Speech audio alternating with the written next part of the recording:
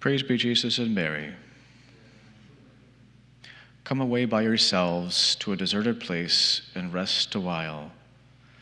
In today's gospel passage from Mark chapter 6, Jesus invites his apostles to rest from their intense and very busy apostolic activity, to spend a little bit of time with him in retreat. They were so busy, St. Mark tells us, that they had no opportunity even to eat. They really needed a retreat with the Lord. And so it is for all of us. Every so often, we too need to retreat with our Lord.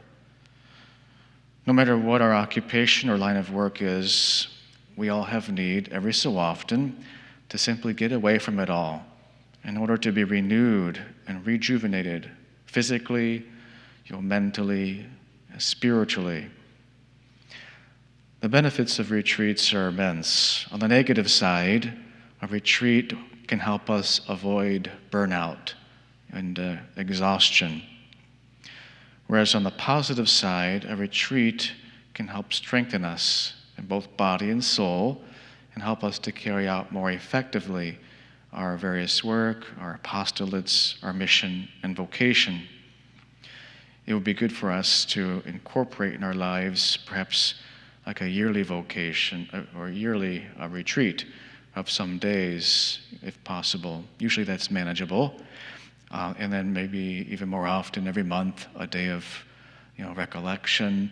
And then even every Sunday, which is a special day for us as Christians, a day of rest and relaxation and retreat.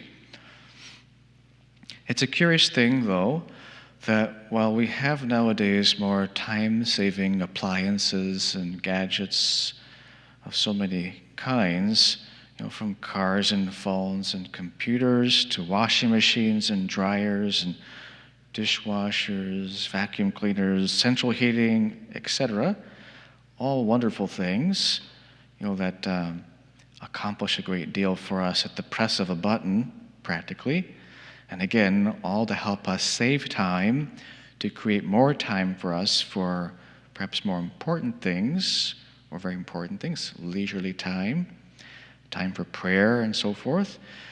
But despite all this, all these gadgets and appliances, we seem to be busier than ever before and have less time than ever before. This is especially the case for us as Americans. We've inherited something of the industrial spirit, well ingrained in us, you could say, in our culture, in our mindset. We greatly value productivity, the value of being busy. And we're particularly susceptible, therefore, to activism, which in our case as Christians isn't a virtue necessarily. In fact, it can be an error, a heresy, the heresy of activism, in the apostolic and spiritual life. For activism can lead us to be so caught up with the works of the Lord as to forget the Lord of all works. And this isn't good at all. We should ask ourselves, are we so busy, even with good things, with the apostolate and good works and so forth, that we forget the Lord for whom we're serving and working for? If so, then we too need to take up our Lord's offer in today's gospel. Come away by yourselves to a deserted place and rest a while. Retreat with our Lord.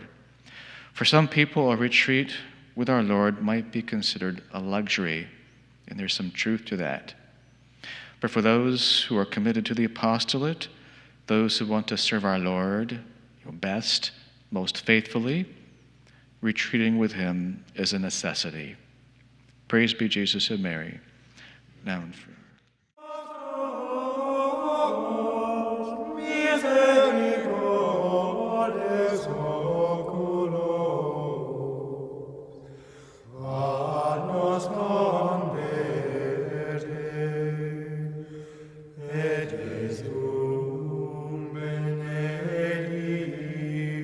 Fructum ventris tui,